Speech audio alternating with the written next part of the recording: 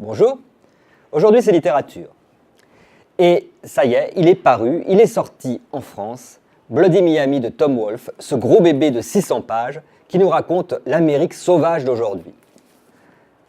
Alors, oubliez New York, oubliez le bûcher des vanités, le grand livre de Tom Wolfe. Aujourd'hui, c'est le cap sur la Floride, le cap sur Miami, c'est là où tout se passe, selon ce fringant nonagénaire qui a inventé le nouveau journalisme et qui est devenu romancier par la suite.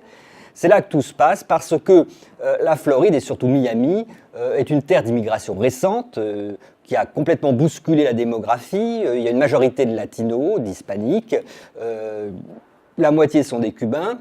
Les Anglo-Américains, les Afro-Américains sont en minorité.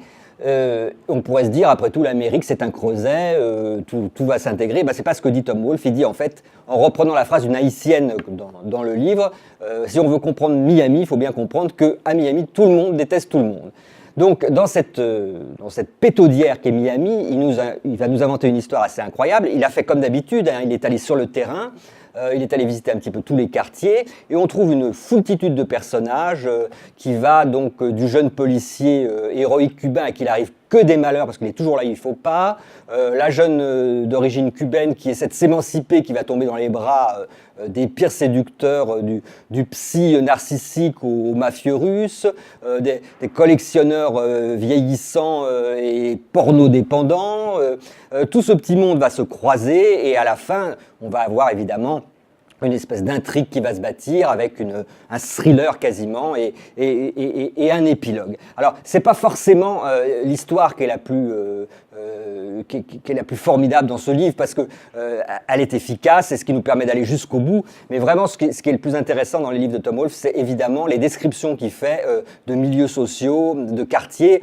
Chaque chapitre est presque indépendant et donc on a une description presque thématique avec des scènes très réussies. Alors, Miami Art Basel, donc le salon d'art contemporain, une vision infernale du salon, presque caricaturale, parce que notre Tom Wolfe est un peu réactionnaire sur l'art contemporain, il faut bien le dire. Une description d'une partie fine sur une régate avec des projections pornographiques sur des grands voiles.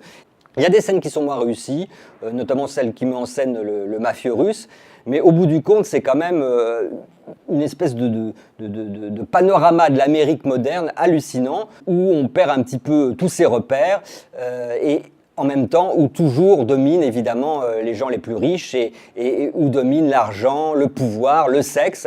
Cette espèce de manège qui tourne comme ça pendant 600 pages. On en sort complètement épuisé, mais ravi d'avoir pu rencontrer cette Amérique nouvelle et effrayante que nous décrit Tom Wolfe.